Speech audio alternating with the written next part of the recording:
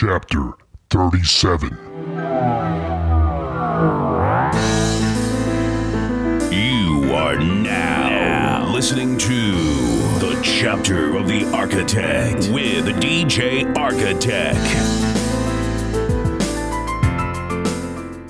What's going on, party people? Once again, this is your homeboy DJ Architect. I want to welcome you guys to another chapter of the Architect. This is chapter 37.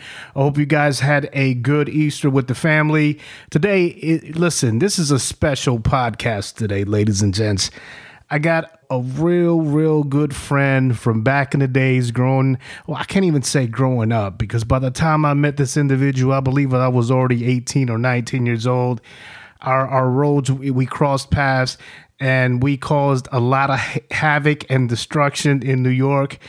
My old-time friend, Danny Jimenez. Danny, what is going on, my brother? Hey, what's up, Carlos? How are you, man? Good, man. Listen, I know we've been battling back and forth trying to get you on the podcast, but I know different schedules. I know you're married with kids. Sometimes my schedule was conflicting, but finally we're able to have you on here. And listen, I've been looking forward to it. The memories and the stories that you and I have to tell are something great, something funny, but I feel that we gotta somehow keep this sucker a little bit sanitized, for the people listening. Danny, so you originally came from Queens, right? Yeah, that's correct. I grew up over in Corona, Queens, until about the tender age of 13. The tender age of 13. Look at your ass, the tender age. So what happens? So you end up going from Corona, Queens, you move out to Long Island, right? Yeah. My parents decided that growing up in Corona was not the best bet for me, and then we moved out to Uniondale, Long Island, and ended up getting into more trouble than I probably would have if I would have just stayed in Corona. Hey, man, I had no idea that you were out in Long Island at such a young age. I thought you probably had gone out there at the age of maybe 16. I had no idea it was 13. Oh, yeah, no, it was young. I was junior high school, I believe. I went to Lawrence Road Junior High School for about for 6 months, and then they put me into Uniondale High School, It was kind of hard latching on to any group of friends because I moved from Corona to junior high school. By the time I made friends there, I already left them and went to high school. And then, I ran around and I met up with a bunch of the guys from Uniondale, a lot of good friends, and that's where I think that's where our story, begins. Yeah, man, it's funny how now that I think about it, your situation and mine was very similar because we ended up coming from Westbury to Uniondale in the middle of my 10th grade year. I recall, you know how they have the winter recess break? Yeah. So right before we broke for winter recess in Westbury, all of a sudden I'm in Uniondale and everyone's coming back from winter recess and I'm like brand new to the class, and everyone was obviously established in Uniondale. They had all their friends that they knew from, kindergarten and up. And here I am in the middle of the half the year, total stranger, didn't know anybody from Adam. Man, believe me, that first 10th grade for me was havoc. I was cutting class left and right because I'm like, I don't know nobody here. You know what I mean? I'm sure you probably went through the same things, right? Oh, I gotta say, the first few years I was coming back to Queens any chance I got. Right. You make friends. I've had a couple of friends that I grew up with since I was 4 or 5 years old, as far as I can remember. So when I came out to Long Island, the one thing I remember is I couldn't make any friends. Everyone wanted to kick my ass. I have no idea why, but it's hard when you're coming in junior high school and you don't know nobody, Right. You don't have a clique. Everyone else is already they've known each other for almost close to a decade, and they're looking at you like you're the outsider. I totally agree, man. I remember for lunch, instead of going to the cafeteria, I would just walk home. I thought we lived about 5 blocks away from the high school, so I would just walk home, eat lunch, come back. It wasn't until the following year in 11th grade that I met DJ Droman, who was on the podcast earlier, than DJ Don Q, who will be on, and Those were the few first guys that I ended up meeting and started developing friendships with. Who were some of the first guys that you ended up kicking it with and establishing friendships with? Well, I think the first group of people to bring me in was DJ Raz and Little D, right? And they knew D-Ro and DJ Don Q and those guys, and we hooked up, and Sergio and Sergio's brother Victor. I mean, it was like the one clique of Spanish guys in the school that I can hang with, and we kind of chilled. I think those cats brought me into the clique where I no longer had to go out to Queens to hang out and just have a good time. Right. Those are all good people. Everybody I just named and you name. I mean, all good cats, man. Yeah, I remember hooking up with them, like I said, it was probably the following year, man, 11th grade. I ended up hooking up with them, and then I came to find out that they had interest in music, and of course I had interest in music, and then we just started hanging out at each other's house. Most of the time it was always at Raz's house because, I don't know, for whatever reason, everyone would just go and hang out at his house, right? It wasn't until probably my senior year, probably 12th grade, is when I probably ended up meeting you. Man, that's when the real partying began, huh? You know what? How did we meet? Was it over at George Jensen's house? It probably had to be over at George Jensen's house. So, ladies and gentlemen, so we would hang out at this cat's house, right? This guy's house, George Jensen. He was a couple years older than us, and he was already out of high school. But his parents weren't at the house, right, Danny? Yeah, I believe it was a situation where he was living with his dad, and his dad pretty much worked full time and stuff, and did his own thing, and left George to his own devices, and then so George would just have us all over every day. Yeah, I remember every day, every night. It was his older sister who was a nurse, and she, those nurses, they work long hours. Right? She was a nurse, correct? Yeah, well, you got to remember, George lived in two houses. First, he lived with his dad, and we used to have spades tournaments all in his basement. So, like, all times, it was hectic, man. I mean, just a bunch of dudes in his basement, smoking Newports and hanging out and having spades tournaments. See, and then he ended up moving to his sister's house, and I think that's where you met us. Right, I met you guys. Right, when he was living with his sister, that's when I met you. Oh my goodness, man! Do you recall that garage, man? Listen, I remember albums dropping, like Busta Rhymes came out with his first album, and we would bring the copy to the garage, and it'd be probably in the middle of November or December. It'd be cold. They'd be out there with a heater. And we're sitting there drinking, beer, and we're sitting there listening to Busta Rhymes' first album, the Jizza's first album, Liquid Swords, and it was a ritual to have someone's new album, and then just have a group of people gather around one location, listen to it, dissect it. Hey, I didn't like this side, I didn't like that song. What did you think about that, man? Oh man, I loved it, dude. I mean, it's not like you can have like 20, 30 people over at your own house to come over and listen to music and drink. So George's house was like the haven, we'd all end up there, and as soon as you bought a new album, you couldn't wait. You hear it in the car, but you couldn't wait to let everybody else in the car hear it, to let everybody else at George's house hear it, so we can all listen to it together and absorb it, and of course, first you try to memorize some of the lines and the verses before you get there, so you can act like you knew all along, this is gonna be a big hit, Right.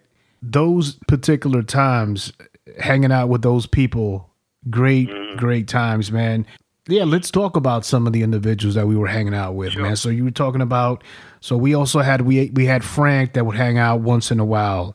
Yes. We had, it's funny, man, because Ray would always call Jose, which is his tag is Baby Latin. He would always call him Latin Face. And I would always say, man, why you call him Latin face? And he goes, isn't that his name? I said, no, man, his tag is Baby Latin. He goes, oh, I thought his name was Latin face all these years. I've been calling him Latin face. I don't think Ray would care even if he knew his right name or not. He'd still go calling him Latin face. Hey, so right before we started recording, man, you brought up a topic where it was a situation where obviously I had, let's see, I'm not sure. I believe I was in the middle of possibly leaving high school, getting out, or I might have graduated already. I'm not sure, but it was a situation. I remember the years of hanging out with Carlos, depending on what car you drove at the time. At that particular moment, you had yourself a nice black Toyota Celica. I don't remember the year, but that thing took us places, man. Yeah, with the twin cams. Yeah. Oh, yeah. That thing didn't last for too long. We'll go into that story here later on. So this particular time, I think it's around spring or summertime, if I'm not mistaken. Yeah, I believe so. I'm at work. I used to work at United Artists, and during that time, United Artists Theaters, who I don't think exist anymore, but during that time, my parents, they had gone on vacation for 30 days to El Salvador, and they left me and my brother pretty much in charge of the house. Well, you guys are working now. You guys can feed yourselves. We're not going to leave you any money. The bills are paid, so the light's not going to go off on you guys. So, hey, don't burn down the house. So, man, we had some wild times in that house while my parents were gone. I remember one particular evening, for whatever reason, you remember Damien, right? DJ Slam, right? Yes, sir. Yes, sir. So good friend of ours. Yeah, so ladies and gentlemen, DJ Slam, he's a, big, heavy-set, big-boned guy, and here I am trying to wrestle him. And he's putting me to sleep. He's putting me in this chokehold and putting me to sleep, this behemoth, So I ended up, he drops me, I fall down, and my father had a stuffed deer head on the wall. And when I fall, it creates a vibration, and the stuffed deer head ends up falling, and it breaks the antler. So, obviously at that time I had already introduced some of my friends from Westbury, and then we got some of the guys from Uniondale there in the same spot, and we would be hanging out. So this particular moment, Ray's there, and Ray has his cousin. Listen, to the life of me, I don't know this guy's real name. I always known him by Rat Shit. You remember Rat Shit, right? Yeah. That was his name, and I was introduced to him as Rat Shit, and to this day, his name will always be Rat Shit. So I apologize for never getting your real name if you're listening, but Rat Shit, you good people. So Rat Shit, he sees that the antler breaks on the deer, and we're like, oh shit, man, because our dad was, he's pretty strict, man, asshole the motherfucker is. So we're like, oh, fuck, man, the antler broke. So we're like looking around for crazy glue to put this thing back together. And then Ratchet says in Spanish, he says, echale saliva, which means like lick it, like spit on it and try to put it back together. Fucking idiot. Hey, man, let me tell you another quick story regarding Ratchet, right? So one day we're around your area. It was me, Ratchet, and Ray. And we're right around the corner from, I think it's Jardín de la China. It's the Chinese Dominican restaurant, right? Over on Junction Boulevard. Junction Boulevard in Jackson Heights, right? Yeah. So right around the corner is a barbershop. I think some Dominicans had a barbershop there. So we're waiting outside. And it's a hot summer day. We were not outside to get our haircuts. And here comes this female. Female was, pretty, right? And then obviously all the guys on the corner are whistling and, trying to kick game, you know what I mean? And here comes Ratchet. Obviously the lady was Hispanic, and Ratchet very, very loudly says, let me try to find the words in Spanish. Oye, mami, ¿por qué está tan apurada? Se va cagando. So, ladies and gentlemen, I'm gonna translate that for you guys. So, as the young lady is walking, there's a bunch of guys around, and they're over there giving their cackles, right? He says very loudly, he says, "Excuse me, excuse me, ma'am. Why are you walking so fast? Do you have to take a shit?" Real smooth, that one. And everybody that's waiting outside in line to get a haircut just starts fucking rolling. And me and Ray look at Ratchet and we're like, man, you're a fucking Indian, dog. What the fuck? Can't take them anywhere. That guy was on some shit, man. I also recall one day I ended up getting off of work from United Artists. It was the sun was setting, and you are on my doorstep waiting for me to get home. And you're like, hey, man, take me to the store. We got to get some 40s. We got some friends of ours coming over, and we're going to party. I was like, oh, man, I didn't even have no time to shower. It was on and popping within 30 minutes, man. Oh, my goodness. Let me guess, you popped your collar, you threw a couple of sprays of cologne, and it was on. Yes.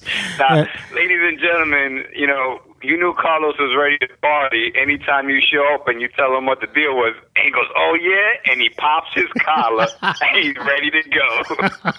That was his signature move, popping his collar. Listen, smelling like popcorn and cool water, you hear me? Freaking the old green polo cologne. Oh, my goodness, man. The Eternity, the Fire. Yeah. What was the name? Oh, no, the Fahrenheit. Well, you had the whole collection because I think you had the hookup at your mom's job or something like that. So you had like every single type of cologne. Yeah, man. My mom would either my brother or I would take her to Manhattan on the weekends, and she would purchase colognes, gold. I mean, everything, man. Yeah. Forget about it. And she bought so many colognes or perfumes that she'd get like 1 or 2 free, man, and boom, those were for me and my brother, man. Till this day, I got like 35 colognes inside my cabinet, man. That thing's never stopped. Oh, man. Good times. And here I am drinking water, man. Hey, so real quick, let me tell you about this damn wisdom tooth I got pulled out this past Tuesday, man. Tell me. So, obviously you and I we were supposed to do the podcast back then, but I couldn't do it. Oh, hey, look, I got this, dentist appointment. So the guy at the dentist goes, okay, we're going to do 2 today. The one on the right's a bit difficult because it's impacted. Apparently it was, on the side. And I'm like, hey, man, have at it. I said, look, let's do the tough one first and get it out of the way. Mm-hmm. He goes, all right, it's going to be a while. I said, well, how long is a while? He says, I'm about maybe 25, 30 minutes. I said, okay, go ahead and have at it. He hits me with... yanking on it? Yeah. Yanking on that one tooth? Yeah, on that one tooth. So he shoots me up, right, with the numbing agent. And, 3 minutes in, I have to raise my left hand. And he goes, what's wrong? Not enough? I said, yeah, go ahead, hook that thing up. That I could feel it. I could feel it in the air, baby. Go ahead, hook it. Give me some more. Give me more juice. And he hits me off another 2 times, and boom. All right, cool. He's tugging, and I'm sitting there, and I'm like, man, taking forever. And the guy, like, he's tugging to the point where both of my hands are clutching on the armrest. You know what I'm saying? And I'm like, oh, crap, man. It's not necessarily painful, but the pressure, it's like imagine somebody putting their elbow in your jaw and just grinding it. And then all of a sudden, I hear the break of my tooth, and I'm like, oh, and it echoes when it's in your mouth, man. You're like, oh shit, I don't want to hear that, man. 35 minutes into that shit, I'm saying to myself, I didn't want to hear that cracking no more because I was like, yo, that's an awful motherfucking sound. 35 minutes into it. You tapping out? No, I'm rooting for the fucking dentist. I'm like, yo, man, have at it. Put your elbow into it. Crack the shit out this motherfucker. Apparently, it was in such a bad angle that he had to break it off piece by piece. And here I am. I was gonna say, did he have to put his knee on your knee? No, they didn't get that bad. But listen, if it would have got that bad, I would have walked out, man. But half tooth and all. Listen, mentally I'm rooting for this son of a bitch to get this. I'm like, put dynamite in the motherfucker if you have to. Let's get this shit over with, man. Yeah. I'd say about 40 minutes into it, I said, okay, man, I need a break. And he's like, very apologetic. Hey, I'm sorry. And I'm thinking to myself, this is a fucking nightmare, man. This motherfucker he should have just numbed me, put me out, make me go to sleep. I wait about 2 minutes. I said, okay, all right, let's go. And we were in that chair for about maybe a good 50, 55 minutes, man. And he finally got it out. He goes, all right, you ready for the next? I said, no. Hell no, I'm not ready for the next. Done.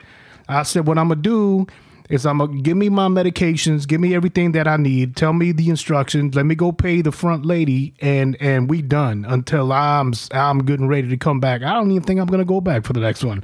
I may just have to go to another dentist and say, hey, guy, go ahead, gas me up, send me to La La Land because I'm not fucking with this shit no more. This guy hammering on my shit. No, man. The worst experience ever, man. So the whole time, I'm eating mashed potatoes, scrambled eggs, applesauce. I'm not trying to get no dry socket. And tomorrow I go back for the checkup and see how it's going. Hopefully everything's good. But it's a pain in the ass, man. Well, listen, man. I have the worst dentist in the world, and I keep going back to him because I'm just like I don't want to go through step 1 through step 13 with anybody else. I know he's the worst I feel dentist. you. He got my x-rays, he's got my insurance, my family goes to him, and every time I come home I complain, and my wife's like, so why don't you leave? I'm like, nah, I'm going to give him one more shot. I'm going to give him one more try. This is like the 28th time you complaining about him. Oh, Christ. He changed the molar on me twice, and the pain wouldn't go away. And I came back to him. I'm like, I still feel something right in my wisdom tooth. And he takes the little sharp point, and he hits something, and I jump out of the chair. I was like, that's it. That's the feeling.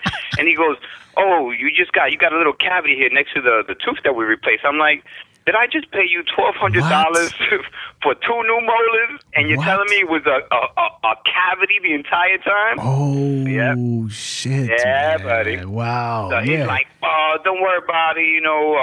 The thing is guaranteed for life. And I'm like, all right, now I got to keep coming back to him because he just guaranteed the molar for life. So if anything else happens, I'll just come back to him, Hey, man, even regardless of the insurance, you still come out of pocket something heavy, man. Oh, yeah, no, absolutely. I paid $1,200. Oh, man, I had it for let's see, 2 crowns and then this removal of the wisdom tooth. I paid, I believe, it was like $1,400, man. Christ almighty. Yeah, it's fucking crazy, man. It's fucking crazy. You got to stop eating those sweets. But, hey, listen, let's go back to us growing up. And I don't want to say growing up, but running wild in the streets of Uniondale. And, the funny thing is, Danny, is I lived about 3 blocks away from Nassau Coliseum. You remember that, right? On Ruxton Street, right? That's right. And I did not take advantage of the fact that I lived so close to the Coliseum. I was busy. We were so busy running the streets. We ain't trying to watch no concert. You know what I mean? Now, in my older age, that's all I want to do is go to concerts. Well, listen, man. I live in Queens. I did a huge turn in my life. I lived in so many different places. I ended up right back where I started, right by Corona. So, hey, what made you go back to Corona, man? I was living in Jersey, and I met my wife, who was my girlfriend at the time, and she lived in Woodside, and we moved in together, and then we outgrew the apartment, and we found a nice 3-bedroom apartment for us and the kids closer to Corona, And I was totally against moving back here. I said, nah, I grew up in Corona. It's not the best place, right off a junction where, Jardín China is at. And I said, you know what? I don't want that for my kids, As a parent, you always want better for your kids, Right. So we turned down the area. We said, nah, we're not going to buy there, And then after a year and a half of looking, we ended up back here, and I said, I love this place. It's just like home. I said, I love it, Really? I don't know if you know how hard it is, Carlos, but real estate in New York City is no joke. I can so imagine. After a year and a half of not finding a place, we ended up back where we started, the first apartment we looked at, or the area, and I said, you know what? This is good enough. Let's do it. You guys never thought about moving to Long Island? Now, as good a times as we had, and Long Island always holds a special place in my heart, but it wasn't for me, man. You know, born and raised in Queens, and just something about being around the people, the diversity. You know, I can have Thai food on the corner. I can have real Mexican food. Man. I can, you know, whatever nationality you got, Himalayans, you got Peruvian. I mean, it's not just called Spanish food, Carlos. It's Peruvian, Ecuadorian, Colombian, Dominican, all types of stuff. And, you know, So, you know, being that my wife loves to eat and I love to eat, man, you know, this is like the best spot for us, man. You know, that's one thing I got to say I miss about New York is I always say I miss the food, man, the pizza, the Italian food, just the different variety, because New York is such a huge melting pot. Eat something simple as a potato knish. I can find them here, but they're in the frozen section aisle of the supermarket. You know what I mean? And it's funny because I have 4 of them in my freezer right now. I'm like, yeah, man, as soon as my mouth gets better, I'm going to bust this one, I'll suck open with some mustard, forget about it. But the Chinese food, and I recall telling my wife, I said, hey, listen, when you taste the Chinese food in New York, you're not going to believe it. And she goes, I don't know. We get there. Yeah. And she goes, she says to me, it's even better the next day when you microwave it. I said, I told you the half a chicken with pork fried rice, know, the Chinese, the ribs, the crab rangoon, the egg foo young, and you can go to any Chinese spot on any block in any hood, on any store, any block, and the Chinese food is off the hook. Here in Cali, you got to go to some ritzy place that, you know, the napkins are made of cloth. And, you know, if not, it's that regular mall food. What do you call it? Panda Express garbage, man. Yeah. No, or P.F. Chang's. That ain't real. Nah, that's not real Chinese food, man. These guys, they have no clue. They have no clue of what. Check this out, right? So I got an appointment. I had an appointment about 2 weeks ago, and I had to go about 45 minutes south of where I used to live. So I stopped by this sandwich spot, and I said, okay, cool. Let me get myself a breakfast sandwich. And I said, I'm gonna get a hero, one of those, you know, the typical hungry man heroes, the breakfast sandwiches, right? Where you have sausage, egg, cheese, ham. Where did you go? Did you go to Jim's Deli? Oh, Jim's Deli. I miss Jim's Deli, man. I was listening to your podcast a few weeks ago when you mentioned Jim's Deli, and I found myself in the neighborhood with a coworker, and I'm like, I said, I know where I'm going to take you. I said, Carlos was talking about Jim's Deli. He made my mouth water, talking about it. Oh, my goodness, man. Yeah, so check it out, right? So I go and I take this cat, and you know, we're across the street. Now, don't cut me in. Don't cut me out. We're across the street from Nassau Coliseum, you know, by Hofstra and stuff. I take them into Jim's Deli, whatever, and I'm like, I said, all right, I guess they changed names, but you're gonna die over this food. So we get some sandwiches, we get some chips, whatever. We sit down and we start eating. And, you know, the food was all right, and I said, son of a bitch. He was like, what? I said, this ain't Jim's Deli. we like 6 blocks in the wrong direction, man. He's like, no, but this is good. I was like, oh, man. I said, this is not Jim's Deli, man. I took it to the wrong spot.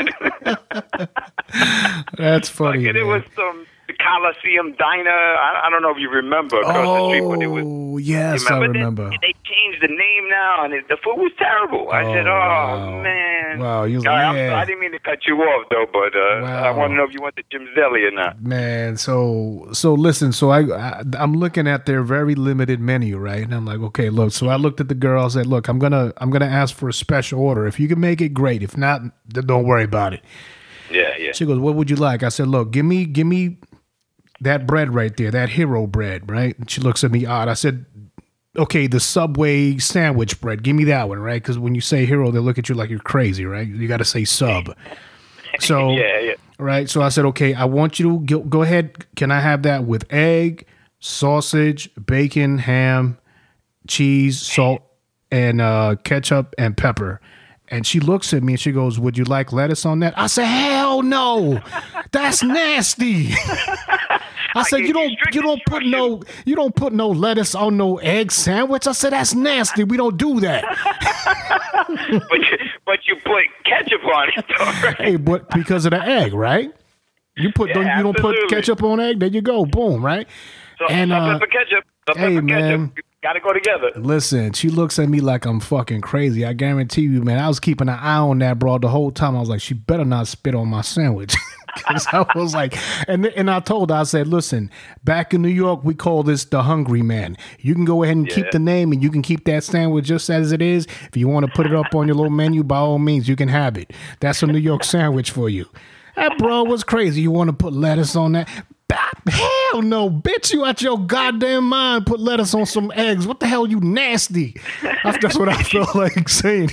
I said, I feel like saying, you nasty. What the hell's wrong with you, man? But the food out here did she ask if you wanted turkey bacon and a slice of avocado on top? Oh, my goodness, man. You over here, they're so health conscious over here, which I got nothing against, man. But, over there, you can go to a regular 7-Eleven and pick up a buttered poppy seed roll, man. Yes.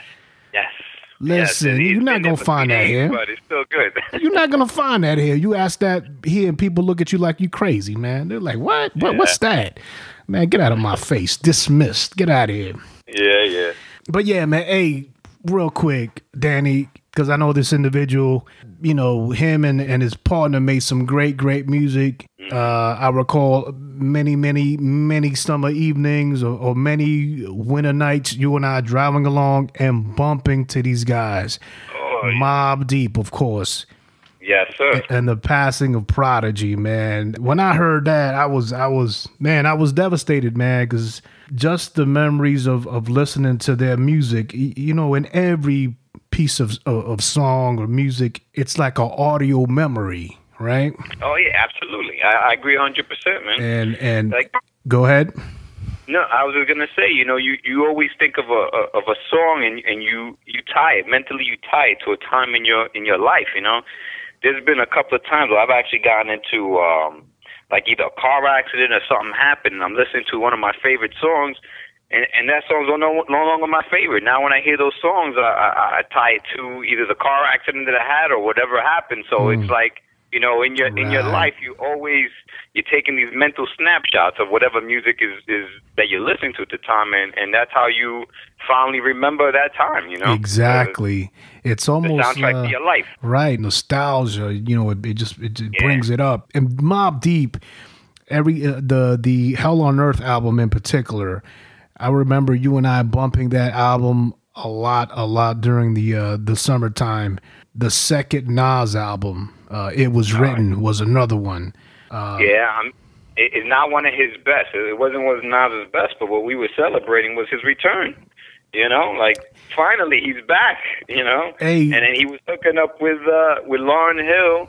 And if I remember that Fugees album, the score played a big role in our summertime, a few summertime excursions, You took away the words right out of my mouth, because I was going to say that Fugees album. That Fugees album was something that was crazy, man. That was also around the time when, man, to goodness, I remember when Big Pun was coming out that summer, man, and he came out with a couple of guys from Wu-Tang, and they were spitting on that song Firewater, and so many things were happening around that time.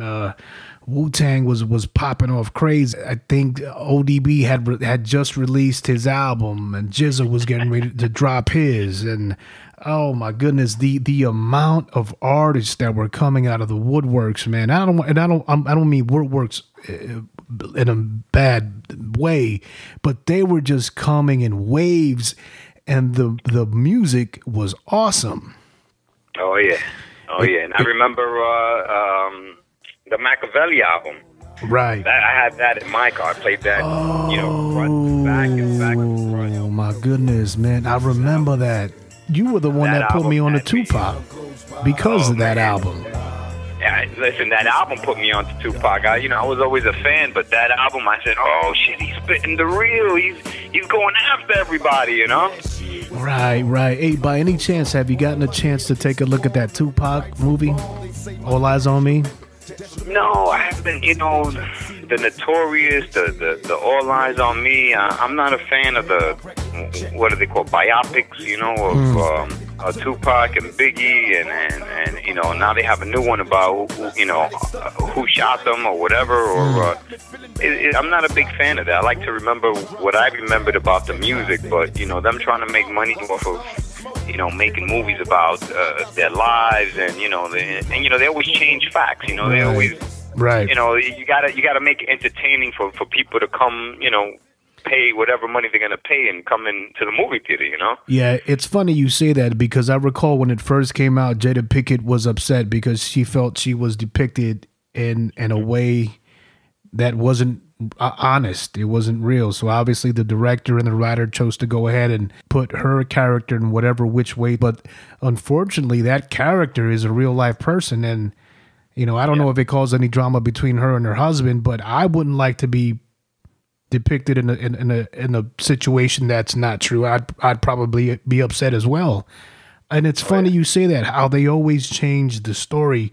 I was watching parts of the Tupac movie on Sunday, right? I didn't watch the whole thing, but I felt it was condensed. And I understand someone always going to say, look, well, this is a 2.5 hour movie. Of course it's going to be condensed, but you're missing out on so many other things. I kind of agree with you when someone tries to take someone's life story and put it into a movie. You're not always going to hit the mark. There's going to be a lot of people that are going to be happy. Some aren't going to be happy at all with it.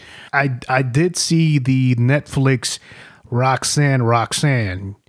Did you see? I don't know if you have Netflix, but if you do, it's on there. I saw that, and it showed a different side of her story. I mean, forget about her, coming up in Queensbridge and, getting with Molly Mall and making the song Roxanne, but it showed a lot of the adversities that she had to go through, man. I had no idea that her husband was beating the hell out of her left and right, sending her to the hospital. I was like, wow, it was more of I felt bad. I thought it was going to be like I don't know, man. It was just some very dark moments in that movie. And I was like, holy crap, I had no idea. But I don't think, who's going to say, hey, man, my husband's beating my ass, right? Well, listen, you're talking about a movie, right? And then you're talking about a time now where, women are experiencing the things that they're experiencing, and they're coming forward.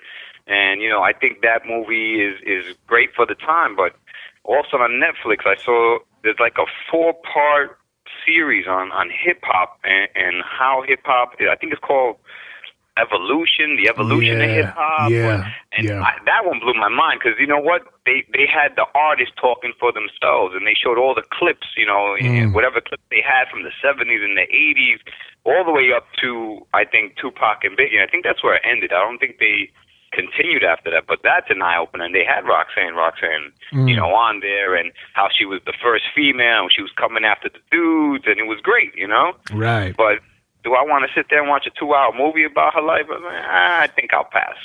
Let me ask you something, man. What do you think about the music that's on the radio now? I mean, you buy any of that music? Do you listen to it? Oh, it's funny you ask, because I'm still buying CDs, believe it or not. Really? I just bought a CD the other day, but it had nothing to do with hip hop. I listen to everything. And I think I saw that Charlize Theron movie, the Atomic Blonde, where she's like some spy.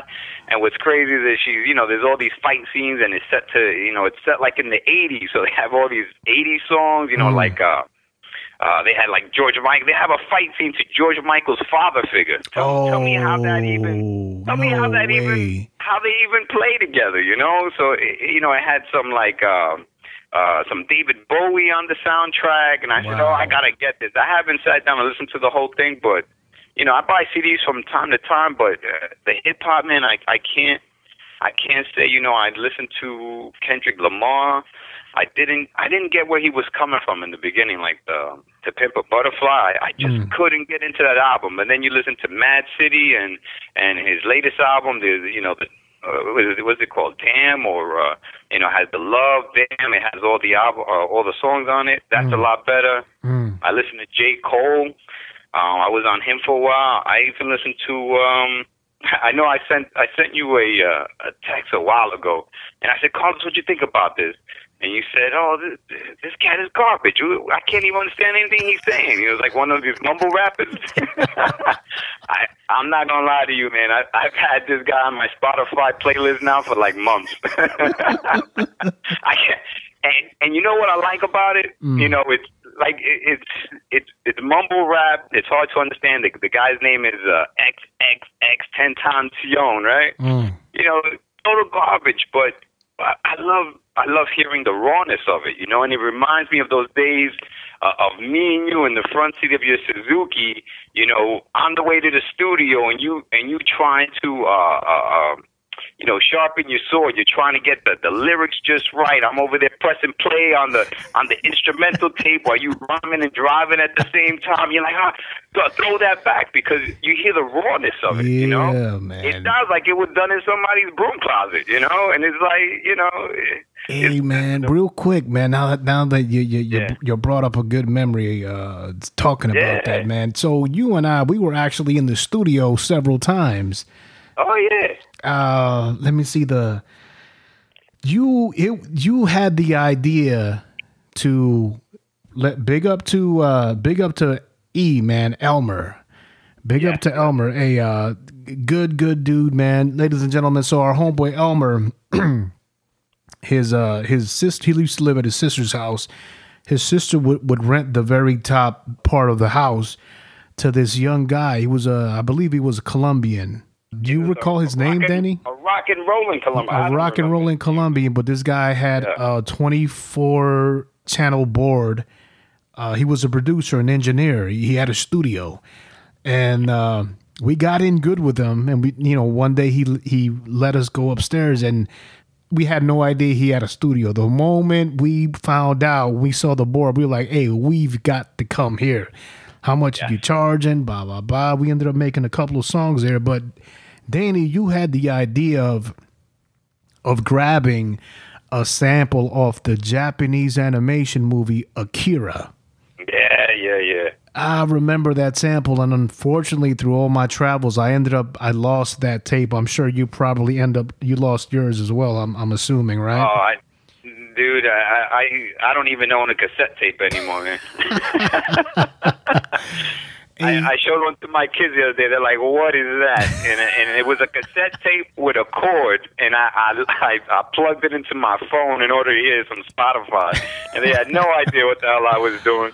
Hey, the sample itself was dope. What made you come up with that sample?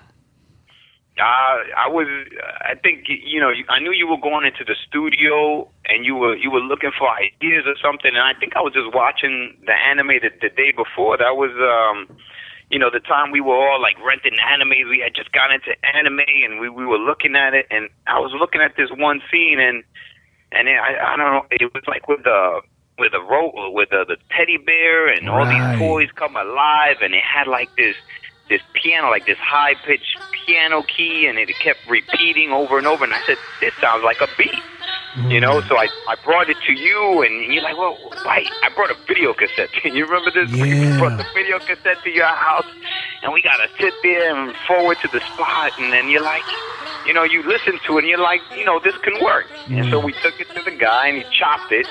And next thing you know, he's putting it on loop, and then you sit there and you're telling him what to add, what hi-hats and the drum and the snares, and before long we had the producer Bob in his head, and he's like, "Yeah, this is good. And how about we add a little?" And then he got his little guitar out. Remember, he had a little electric guitar. We're there, we're drinking 40s, and you know, and that's how the creative process is, man. It just starts off with a small idea, man, and everyone just starts, you know, putting their little croutons on top of the salad. And yeah, man. We had a good time, man. Yeah, man, and man, good eye or good ear on you, should I say, for just even, you know, listening to that melody, and yeah, man, that was a great sample. But let's talk about Elmer, man. Let's talk about that particular time. So, guys, ladies and gentlemen, Elmer, you know, real good guy, man, real good guy. He used to hang out with us in Uniondale. So, what happened this particular time where you guys ended up getting stuck in a ditch, man? What happened?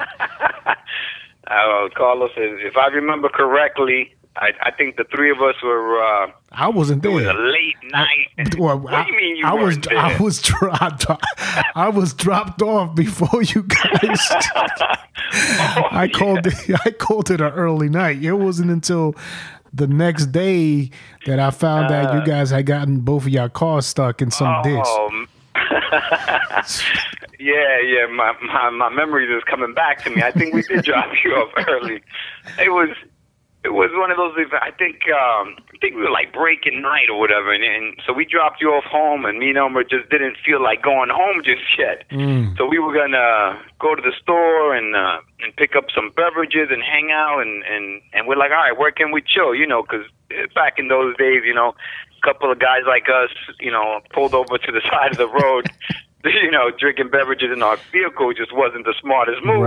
Right. You know, all these stories always start with, it sounded like a good time, you know, it sounded like a good idea at the time. So he was like, oh, they're building a house here on the corner. Why don't we just go, you know, it's like a little hill. We'll go up over the hill and we'll come down and we'll park the car. No one can see us. We'll be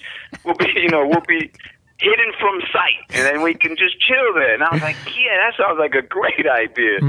Well, this little hill turns out to be a construction site, like on a 60-degree incline, and it wasn't even my car at the time, and I had borrowed somebody's car, so we get enough speed to do like the Dukes of Hazzard and get up over this little hill. None of us had had the foresight to just look to see what's on the other side of this hill. You know, we just and we got airborne, and we came down, and boom, right in the middle of this 60-degree incline hill with muddy construction. We got stuck. So we said, oh man, what are we gonna do now? And I'm like, well, I can't leave this car here, you know. So we walked back, and he borrows his mom's car or his sister's car or something, and we go back to try to get my car out of the ditch. Oh man, driving there was an adventure. Let's just say that, you know, allegedly there might be some side view mirrors all over Uniondale Avenue. I'm not 100% sure. You know, I had to keep that car on the road somehow. Wow. And let's just say at the end of the night there was two cars stuck in a ditch. There's a tow truck and police officers there, and I'm explaining to the police officer why we thought it was a good idea to put two cars in a construction site, you know. Oh my goodness, man. And the cop is just there nodding his head back and forth, shaking his head like, you idiots, you know, like I think he just felt bad for us, and he left us alone with the tow truck driver. Oh man. Hey, listen. Remember there was a huge big, it was almost like a junkyard area that we used to go to. And we used to drive Elmer's dirt bike back there. You remember? Yeah. It was up by the Coliseum, wasn't it? Yeah, it was right across the street from the Coliseum, across the street from that EAB building. Yeah. Man, we used to have so much fun back there riding that motorcycle, man. The bad thing about it was that motorcycle, the seat would always end up coming off, man. So if you would catch some air, that seat would go one way, and you're like, so with your right hand, you're holding yourself back so you don't break your tailbone when you come down. But I think that bike was like 100 cc, but it felt so fast back then. I know, man. Oh my goodness, man. We had so many good times back there, man. Oh man, I remember we always you and me always ended up on a road trip. You know, no matter the time of day, time of night. I think for my birthday we had rented a car. I used to work for a rent-a-car place for Enterprise. It was an Enterprise, right? Yeah, and they always gave me like a deal, you know, for the weekend and stuff. So we used to rent the cars and go on drives, man. You remember that? We ended up, I think for my birthday, we ended up going, one weekend we went down to Seaside Heights, another one we went down to Great Adventure just for the day. You know, we went. Oh, that's right. Shout out to Jackie Aramburu, good friend of ours. Yeah, and I think, Jackie. Our other friend Selena, we all packed in the car and we went down, man. You know. Wow. Hey, man, whatever happened to Selena, man? I don't know. I you know, that was just that one day we all hung out, and it turned out that everybody was free that one day. Yeah. Like always, what was the first thing we did? We got the car and we showed up at George Jensen's house like at 9 in the morning, 7 in the morning. Yeah. To see Who wants to roll? To go to Great Adventure? Who wants to roll? Yeah, man. Yo, that was a cool trip too, man. I had a great time, man. It was just, you know, the four of us hanging out. You know, nobody was dating anybody. We just went down. We were just hanging celebrated my birthday, and we spent the whole day out there, man. Just having a good time, bro. Man, and I think we pulled an all nighter before that too, because I remember I was dead tired by the end of that day, dude. You know, we used to rent those cars and we practically slept in them. You know, we got 16 more hours with this car. We ain't done yet. I know the trip to Seaside Heights, that was pretty cool too, man. That was hella cool. We did a full weekend there too. I mean, 2 days, 2 nights, 3 days. We went down there. We got that shitty ass hotel room, but it was right on the boardwalk. You know, so that was fun, man. Yeah, man. I miss all of us heading out to the club, man. I remember, so, you know, obviously Ray, man, you know, used to want to be the big pimp, man. And I recall he was telling me and my brother, he goes, yeah, man, I got a Beamer, man. I got a Beamer. Oh, word, you got a Beamer? Yeah, I got the Beamer, son. I got the Beamer. Oh, shit, cool, man. When you gonna let us see it? Hold on, I got it in the shop. I'm putting it in the system right now. And to us, I was like, why are you putting it in the shop to put in the system? You are systems guy. You're the one that put our systems in. He goes, hold on, wait, yeah. Don't worry about it. I'm gonna get it straightened out. Hold up. I'm gonna show you the Beamer. Yo, so like 6-7 days later, right? I get a call from Danny, which is DJ D-Ro, and he's like, yo, this fucking guy has me drop him off at Shea Stadium. This is the Mets stadium, right? Because he wanted to watch the Mets. He wanted to watch the Mets play, and he's complaining that his car's breaking down.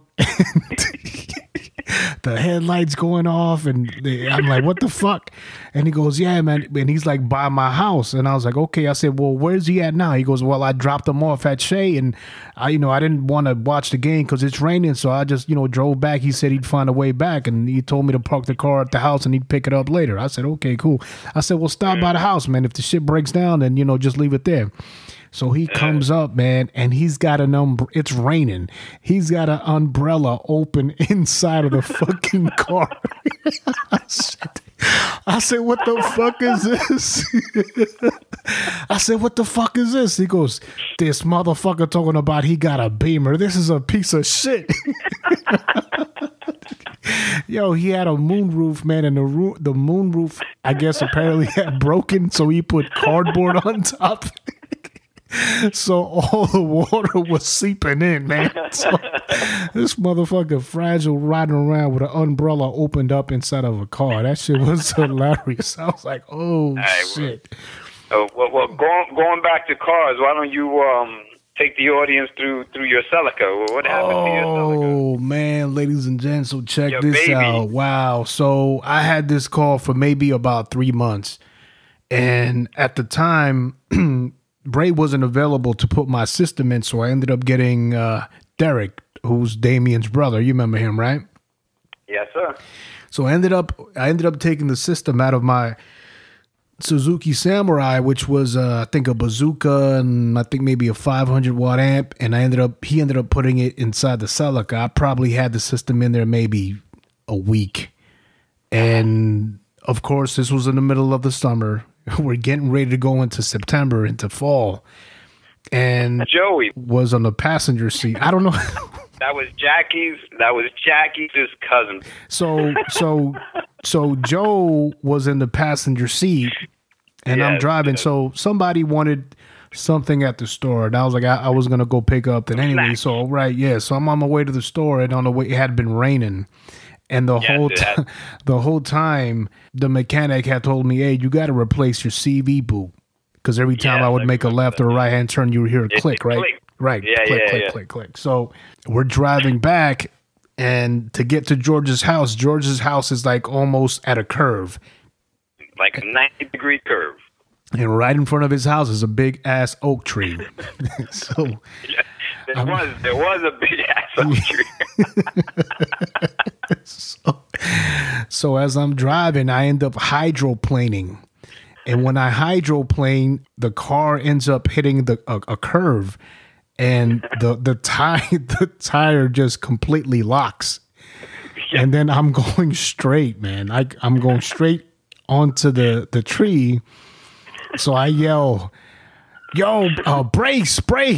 Because I'm like, I can't brake, man. So I'm slamming on the brakes, and the car's going. It's not obeying my commands, not obeying my foot. And that sucker is just going, and then we end up, I close my eyes, man. I close my eyes, and I said, "Oh, Lord." That's the end of your life, man. And all I hear is a big crash. Bow. Now, hold on. Cut scene. Now, we're in the back of the house, and we're like, man, how long did it take Carlos to go to the store? You know, people gave him orders, and we're all waiting around, you know, so we can munch on stuff. And all you hear, we thought it was thunder. It sounded so loud. All you hear is boom! And we're like, what the hell is that? So somebody goes out to the front of the house and like, yo, Carlos just crashed his car. Everybody runs out, and there's Joe screaming. His head was like had hit the windshield, and he was crying about something. And Carlos is staggering out of the car in shock and stuff. And we're like, holy cow, dude! And then I believe somebody called the police officers. So the police officers show up, and at that time, they're more interested in, who we're going to take to jail now. Somebody did something wrong here. And instead of tending to the sick and the injured, they're trying to interrogate you. What's in the car? What were you going for? And I'm like, and Carlos is in shock at this moment, and he's telling the officer, I don't know what stories you were saying. I'm like, officer, this man is in shock. You need to call an ambulance. You were apologizing to Joe, who I think what happened with Joe. I feel bad. His hair was caught in the windshield, so when he hit the windshield, his hair got entangled in the windshield. Yeah, man, so he had bits of his hair in the actual embedded into the cracks of the glass. I felt bad. I really did feel bad for him, man. I was like, fuck. It was an accident, it happened. But all I remember, somebody I don't remember the name, and they're like, "Shut up! Stop crying, faggot!" it's like screaming at Joe. Nah, man, that dude's head damn near went through that windshield, man. I told that boy to brace. Absolutely. I told that boy to brace. I said, "Brace, man. I can't brake. I got no control of the steering wheel, man." Oh man, you got to be quicker. Oh my goodness, man. That was the end of the summer, man. After that, everyone stopped hanging out. We were on foot after that. Yeah, I mean, man. You put the exclamation point on that summer. That was the end of that, dude. Man, that was the end of the good times, man. That was like, all right, on to the next chapter. I beg to differ because I think a week and a half later, I remember you taking the plates off of that Celica and putting it back on the Samurai. Oh. Picking me up, and that's when we had the boombox on the lap because you no longer had a system in the car. so there we are driving around with a battery-powered boombox, but we were like, shit, it's okay, right? I mean, that's all we had, Hey, no shit, huh? We did whatever we had to do, man. Hey, man, do you remember going to the Puerto Rican Day Parade? This is when I had the Samurai. We're going to the Puerto Rican Day Parade. You were on the passenger side. I'm driving. I got two of my cousins, Tony and Rick, in the back. One of them is telling me something. And I'm thinking, they're like, yo, good music or something, because I had the system blasting. Bow, so the bass is all kicking. So he keeps nodding me on my shoulder. And I'm looking back at him, and I'm nodding my head. I'm like, yeah, I know it's dope. Thanks.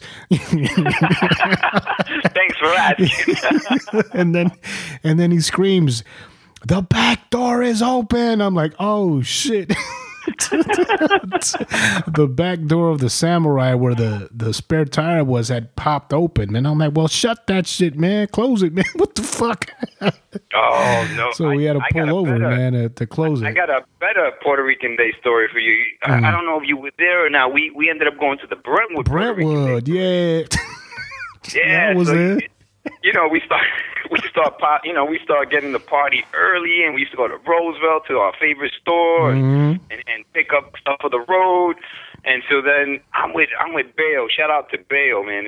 Another good dude. I'm in the car with him, and I think Little D was in his Jeep, and he had his Jeep packed with people, and we had a couple of people in our car. I had my Jeep packed with people. Yeah, there was we were 3 or 4 cars deep. Yeah. Yeah, so we're in the line, and we're bobbing our head, and the music, and of course Bayo, being the fly guy that he was checking out the girls and stuff. So next thing you know, boom, we hit Little D. Little D was in front of us, and he had stopped short. So we hit his car, and I'm like, oh shit! And he's like, he's angry and shit, and he's like, oh fuck this! It ruined his whole parade, experience. So I was like, yo, I said, don't worry about it. I'll go home with you, man. Let's just get the hell out of here. I don't, we didn't care at the time. Right. So that's not the end of the story. So then we stop at the store, get some more bites to eat, whatever, for the ride home. So we hit the highway, right? And I don't know. I think somehow I ended up with a nudie magazine from the store, right? So I'm sitting in the front passenger seat reading this nudie magazine, and again, all I hear is like, boom, and I said, holy shit! I thought we hit something again, right? I looked up, I didn't see nothing. I said, oh shit, I'm fine. Yo, the hit that he hit Little D's car must have unhooked his hood. His hood latch, yeah. So once he hit 55 on that highway, boom, the whole thing, his whole windshield smashed. I looked up, I said, oh, I can't see nothing. I looked to the left, and there's Bale like Ace Ventura. His head is sticking up the side. He's like, he's cursing up a storm, and I'm like, holy shit. He pulls over, and he's mad as hell, and I'm like, there. I'm looking at, I just like tossed the nudie magazine over my shoulder, and I'm like, I don't know what to say to this guy. I'm like, it's gonna be okay. It's gonna be okay. Oh man, damn. Man. I didn't see Bayo for a long time after. I know he was heated. I mean, not that he blamed me. It's just like something like that to put an end to your fun times. Oh, absolutely, man. A windshield, and obviously he's got to get the hood repaired. That's not cheap. It started as a small tap. He was mad and took off. And ladies and gentlemen, you always pay attention to the road ahead of you. Do not text and drive. Do not talk to Puerto Rican women while you're trying to drive in a parade. It's not safe for you, and it's not safe for your car. Oh my goodness, man! Wow, man. We've had some good times, Danny. We definitely have had some good times, man. Oh yeah, I wouldn't change those times for the world, man. Like I said, I think it was a perfect intersection of us leaving high school and sort of being on our own. I know I lived at home. You paid rent in your room, and I just think it was the perfect time for all these misadventures. Yeah, I think it definitely was, man. Because listen, goodness, there were moments where I still had to pay rent. You know what I mean? And it came to the point where my parents, they ended up leaving and they sold the house, but they ended up working some kind of deal with the new homeowners. Hey, look, correct. My son he's going to be here, and if you can keep his rent to a minimal. And so all the freebies of me coming home and eating free dinner, that was gone. And I quickly learned that I had to start saving up my money. If not, I'd be eating ramen noodles and buttered rolls for dinner every single night, Which you did for a while. Which I did for a while, man, because we were busy going out to clubs, hanging out with the guys and man, just going around and burning money on fuel, gas, and not just being, young adults, beers, of course, and man, but it made us who we are today, I think, man. The experiences in life and the sacrifices, I wouldn't change it for the world, man. That's for sure. Yeah, me neither, brother. But we had some good times, man, and some of the. We used to go to Tricks. Remember Tricks is for kids? Hey, man, to be honest with you, there was only one time I went to Tricks, man, and for whatever reason, I wasn't able to get into the club. I forgot why. I was always a mouthy cat, man. So, but I do remember waiting out in the car with some of the fellas that couldn't get in and blasting Nas's first album, Illmatic, which was another man, classic album. Hey, I still listen to that album. I love that album, man. Brother. Hey, I kid you not. Danny, were you there when we were celebrating my brother's marriage? He was kind of like a pseudo bachelor party kind of thing. Yeah, were you there for that? I don't want to show my hand, but is that when we went out to the city and we ended up going to some club? It was like a basement or something. All right. Nah, this is let me see it. I know there were 8 of us, man. I know Bale was there, Donnie was there. Where'd you guys end up? Chiquito. I think you remember Club Sambuca? I know it's probably, they call it something different now in Westbury up on Post Avenue. I think that's Winter Circle now. I think that's where, no. Winter Circle is further down. Anyways, this club, right? So we ended up going to this club, and we're celebrating my brother's getting married, so it's sort of like his bachelor party, going away party, and we ended up. The club it's kind of empty, so there's 8 of us, and there's another group of guys, and people sprinkled here and there, but very light. We ended up getting into this big, huge brawl with the other group of guys. And we had no idea that these guys we were fighting with were friends with the club owner, and had, obviously the bouncers were on their side, man. All of a sudden we're getting bombarded, and the bouncers are over there trying to, get at us. And I recall my brother his wife to be had just bought him a brand new polo sport jacket. And inside the jacket, you remember the old radios that had the face for the radios that you'd hit the button and it would eject the face of the radio. So he had his face in there. Jacket gets lost. We get into this huge brawl, man. When I have my brother on, because they were stuck in between doors, in between the first door that allowed entry from the concrete, outside venue, and then the secondary door. They were stuck in between. The DJ had to come out to the very front, unlock that very front door so they can get out, man. They were going to get murdered. Yeah, man. They were going to get pummeled.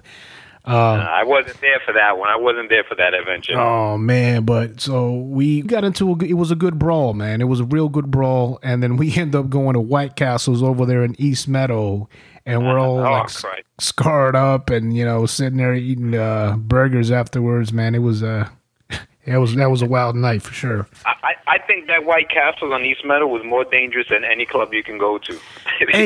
because everybody would head there, right? That's where everybody would end up at the end of the clubs. If you got phone numbers, if you didn't, if someone got sassy with you, everyone would end up at that. And everyone's tempers would flare up because you're waiting online, or some other drunk dude just getting... Or somebody's drunk, or they got their ass whooped, and now they're going to whoop somebody else's ass. So you'd be waiting in line, all of a sudden you're fighting, there's a bunch of fries flying up in the air, and you're like, what the... Another spot that was dangerous was the KFC in Westbury on the Old Country Road, man. There was like 4 or 5 people ended up getting stabbed there, man. But that's your first mistake. You're going to KFC in Westbury. I mean, come on, man. What do you expect? Hey, I mean, you wouldn't expect that in East Meadow, though. You know what I'm saying? You wouldn't expect that there. You go to the KFC in East Meadow. You go to the 7-Eleven East Meadow. You don't go to the KFC in Westbury. Man, but when you live in East Meadow, when you live in Westbury, you're not going to drive to East Meadow, man. You know what I mean? You want to take your chances, right? I got chips and I'll microwave something at home.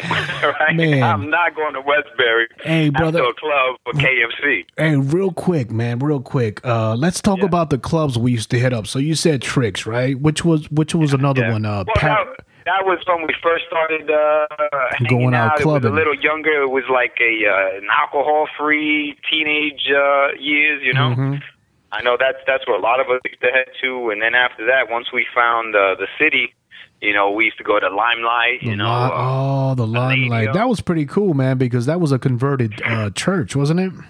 Oh, yeah. It was a church, and, the club owner bought it out, and it must have had like 6 or 5 different rooms in it. There are different areas where they would play different type of music. It was down in the Village in Manhattan, and everyone would show up, and they play hip hop in what they call the shower room, but it was like in the back of the church, like in the rectory where the priest used to live or whatever. They just turned this whole place into a club, and it was like, you know, this is the only place where you get, you know, you had the goths, you had you know, the hip hop guys, you had the college kids from NYU in there, you had everybody in there, and everyone's in there just having a good time and you know, dancing to whatever music they want to dance to, whatever.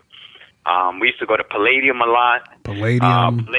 Yeah, but I think the same guy owned Palladium, owned Limelight, because Really? Palladium used to be like a movie theater, and they just took out all the seats on the bottom, and that was like the dance floor. Then if you wanted to chill, you can go upstairs to where they left like the you know, the balcony chairs in there, so you go up there to hang out, you know, catch your breath, whatever, hydrate. Then they had the tunnel. The tunnel was wild to me, man, because they had whether you were a male or female, man, there were females in males' bathrooms, males and females' bathrooms. It was mixed gender, man. They were like, what the hell? What are you doing in here?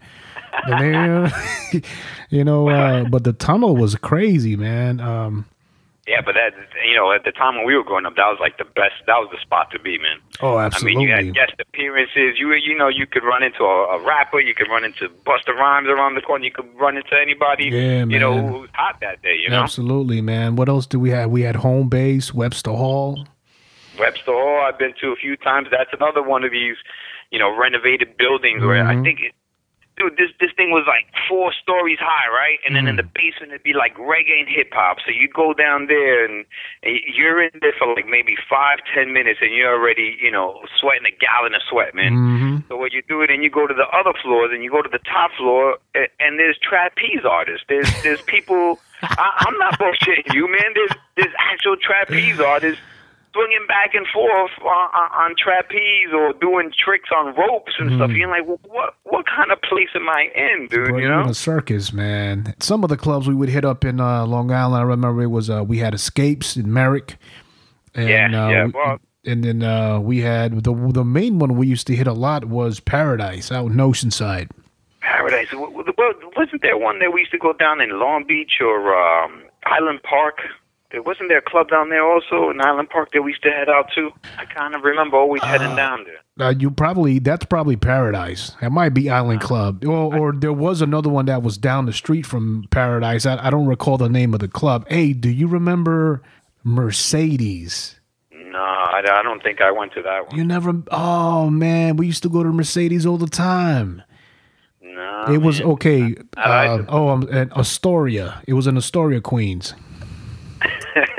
No, I didn't go, man. Oh, man. I do remember you guys. You take me to a little music joint called Fiddles and Bowls. You remember that? No, you used to take us there. Me? You used to take us there. No. I remember you distinctly picking me up. I was coming off of my prestigious day job as a grill clerk at Ben's Kosher Deli, and you picking me up and taking me to this place of illicit fame. Dances of the night. Yes. Ladies and gentlemen, there was this one place in Queens where I don't even know how people from Long Island know this place, but we ended up there. It wasn't more than the size of someone's living room, you know, and they serve alcohol and just you know, all types of shit going on in there. Hey, and me being the good Long Island kid, you know, and these guys are picking me up and forcing me to go out to these places of ill repute or whatever. About the good Long Island kid. Hey, that place was off Junction Boulevard, wasn't it? No, it was on Roosevelt, man. Roosevelt. I still pass by that. I mean, it's no longer open, of course, but you know, like I pass by all our haunts, you know. Man, hey, is Jardín de la China open by any chance? That place is still here making money hand over fist, man. No way. Oh yeah. Oh man, yeah. Listen, go ahead. I'm sorry. I was gonna say. I was just gonna say they don't even accept credit cards. They don't want nobody knowing how much money they make. Cash only. Hey, I don't know if that place the food is still good, man. But that place had the best Chinese food and Dominican food. Listen, the beautiful thing about it was that the waiters are Chinese, and here they are speaking Spanish to you. Oh yeah. Pues qué quiere? ¿Quieres arroz morro? Maduros? ¿Quieres tostones o quieres plátanos maduros? Viste a la palomilla? Plan con mantequilla? Oh my goodness, man. Hey, next time I'm in New York, I'm going to hit you up. I'm going to treat you to Jardín de la China. Let's and make I that won't happen. allow it. I will take you to someplace even better. All right? Nah, yeah, but listen, man, I was going there since I was a kid, man. So I got to walk in there just, for the memory aspect of the whole thing. You know what I mean? I'll do it. I'll do it just for you. This is one time, all right? Hey, man, but hey, listen, Danny, man, before we leave, man, is there anything you wanna say? Any other stories you got in the back of your brain sack you want to let loose before we say goodbye? Nah, I got tons of stories, man. It's just, I think the audience should know me and Carlos get together, over the phone, maybe once every 2-3 months, just to have a good laughing fest and go over some of the adventures we've done. Like I said, it was a time in our lives where we were just getting some independence under our belt. We were driving around, doing road trips, fueled by our innocence and our teenage years, and yes. we got into so much trouble and so much stuff that it's like I said, man, Carlos, you always have a spot in my memory, man, a spot in my heart, man. At that point, we were inseparable, like brothers, man, and it lasted a good time. And then we lost contact for a little bit, but God willing, we called each other up and caught up on the good times we lost, and now yes, sir. We're back to where we started. Absolutely. Listen, what I wanna do is probably get like a 3-way callway, man, and have you on the phone along with one of our other brothers from back in New York, man, and that way we can really get into something, because hey. You and I can only come up with so many memories, and I'm sure we can come up with so many more stories. But, I don't want to keep you here all night. And believe me, it's just better that we bring you here again on another chapter, man, and instead of putting all the cookies out in one chapter, man. But, Danny, thank you so much for your time, my brother. I love you. I got a special place in my heart for you always. I'm glad you're doing well. Ladies and gentlemen, this has been Chapter 37 with my good friend Danny Jimenez. We're going to have him back here in the near future, and we're going to have some of the other fellows that I came up with in Unionville and some of the guys I grew up with in Westbury as well. But once again, ladies and gentlemen, thank you for listening. I hope you guys are safe. Love you guys. Be safe. DJ Architect.